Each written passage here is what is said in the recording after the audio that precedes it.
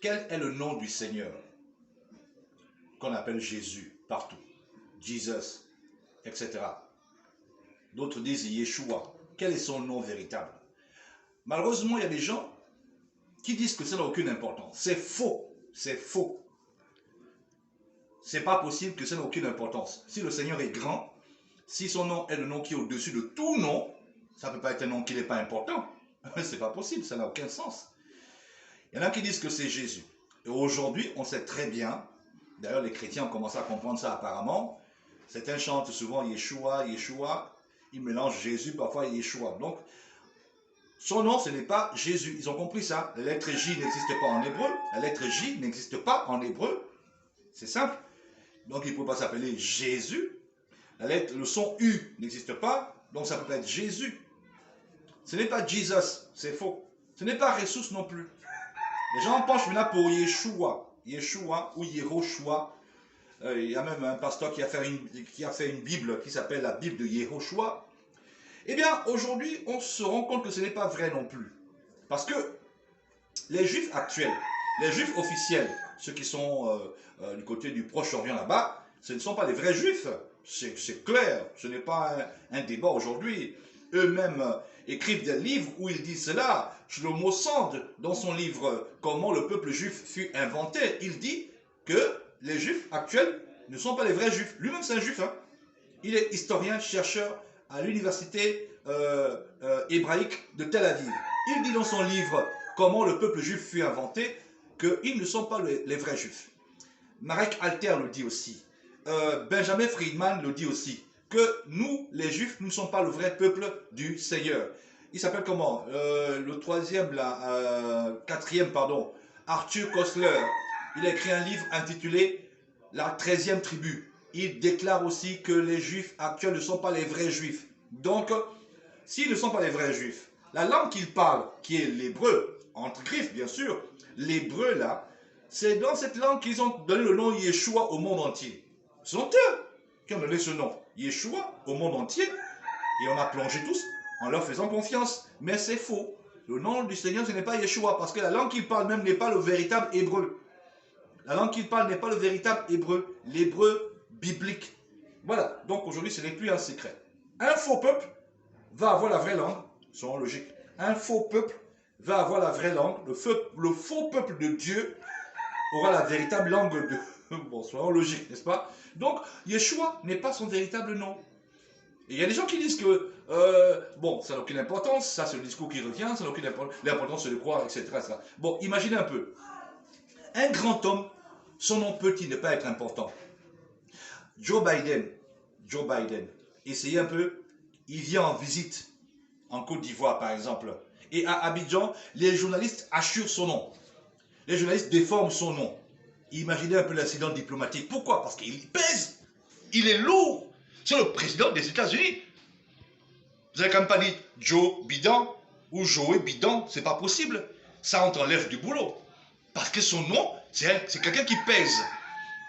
Donald Trump sera Donald Trump aux États-Unis. Il sera Donald Trump ici en Afrique. Il sera Donald Trump dans les pays arabes. Il sera Donald Trump même chez les pygmées. Donald Trump, c'est Donald Trump. Parce qu'il pèse, parce qu'il est lourd. Mais pour le Seigneur, on dit qu'il s'appelle Jésus ou Yeshua, ça n'a aucune importance. Voyez vous-même. Il pèse à quel niveau? Même son nom simplement. Oh, écoutez, c'est pas la prononciation qui est importante et tout. Écoutez. Je vous signale que ce nom a été envoyé par l'Éternel lui-même à travers un ange. Une vocalise bien précise. Il n'a pas dit à Marie, Marie, je t'enverrai quelqu'un dans ton ventre et tu choisis toi-même le nom. Non, c'est pas ce qu'il a dit. Déjà même, les noms des personnages bibliques tels que Abraham, Isaac, Jacob, Moïse et tout ça, c'est des noms importants, des noms qui pesaient. Et le nom du roi des rois de Céleste n'a aucune importance. L'important c'est de croire. Vous voyez un peu? Moi, je pense que son nom est important. Voilà, son nom est important. Dans une entreprise, imaginez un peu. Quel est le nom qu'on peut facilement assurer, manipuler, déchirer? Le nom du PDG ou le nom de la concierge? Ou alors de la standardiste? Quel est le nom qu'on peut faire? On peut facilement balader n'importe comment. Des fois, on va l'appeler Monsieur Batelier, ou alors Monsieur Bachelier, Monsieur Braconnier, simplement parce qu'il n'est pas, il ne pèse pas lourd dans la société. Mais imaginez le nom du PDG. On ne peut pas s'amuser avec le nom du PDG. C'est ainsi que le nom du Seigneur ne peut pas être dit. C'est pas ça n'a aucune importance qui s'appelle Jésus ou Yeshua. L'important c'est de croire. C'est pas possible. C'est pas logique. Si le Seigneur est vraiment venu sur terre et qu'il avait un nom précis, c'est pas que chacun l'appelait comme il voulait. Pierre l'appelle comme il voulait. Jean l'appelle. Non, non, non. Il y avait un nom auquel il répondait.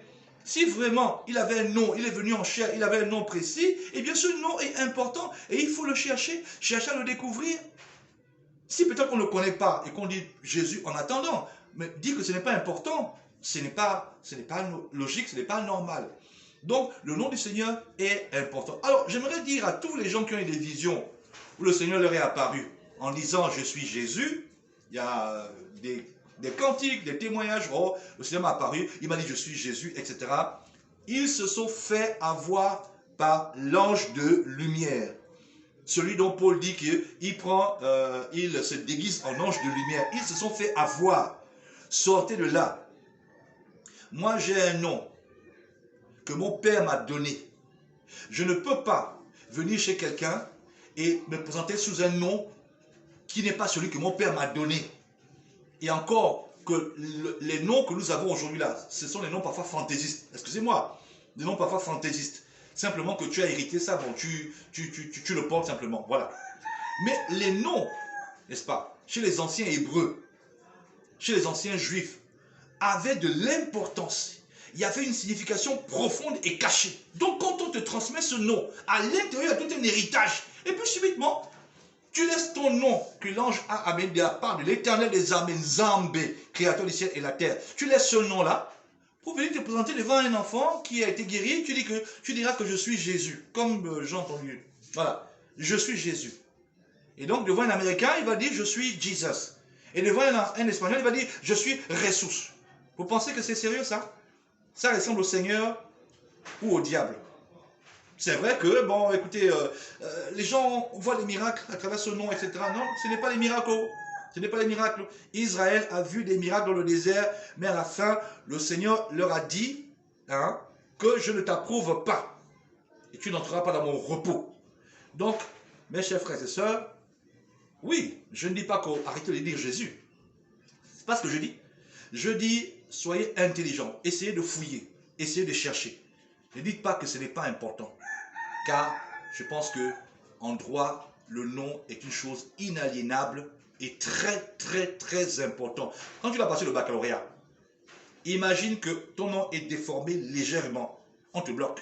Quand tu dois recevoir de l'argent au trésor ou à la banque ou quoi que ce soit, imagine que le nom a été déformé dans le chèque. Tu es bloqué.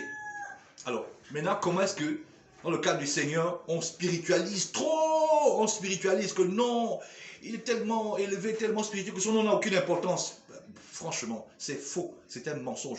Le nom du Seigneur a de l'importance. La vocalise, car ça a une signification. Le nom du Seigneur, ce n'est pas une onomatopée. C'est pas ou oh, pour dire que ça n'a aucune signification, donc ça n'a aucune importance. Non, ça a une signification bien précise. Il y a une profondeur dans ce nom. Il y a une profondeur cachée. C'est tout un bagage. Donc dire que ça n'a aucune importance, c'est vraiment ne pas connaître le Seigneur. Et le temps est venu de rectifier et de corriger, n'est-ce pas, ce qui a été sémé par le diable. Dans Apocalypse chapitre 18, verset 4, il est écrit « Sortez du milieu d'elle, mon peuple, sortez de Babylone ». Sortir de Babylone, c'est quoi? Sortir de tous les mensonges que Satan a sémés. Sortir de toutes les faussetés qu'il a sémées. Et il y en a beaucoup. Sortir du milieu. Il faut simplement ça faire. Moi, j'ai un nom que je considère comme étant le véritable nom du Seigneur. J'ai un nom. J'ai étudié, j'ai fouillé, je me suis cultivé. Et j'ai un nom que je considère comme étant le véritable nom du Seigneur. Et j'en suis sûr. Maintenant, comme je suis sincère et j'aime le Seigneur, si je me trompe, il me parlera. Si je me trompe, il me parlera. Il se révélera à moi que non, c'est pas ça mon nom. Mais dire que c'est Jésus, je garde Jésus, et point barre et tout, sachant très bien que les preuves sont là, que ce n'est pas son véritable nom, ce n'est pas son véritable nom, eh bien ça prouve que réellement, Tu n'aimes pas le Seigneur, tu aimes le système, tu aimes l'église, tu aimes le pasteur, tu aimes bien la religion, mais tu n'aimes pas le Seigneur. Car si tu aimes le Seigneur, tu chercheras son véritable nom et tu le trouveras. Parce qu'il conduit celui qui il dirige celui qui veut être dirigé. Voilà, il conduit celui qui se laisse conduire. Que le Seigneur vous bénisse.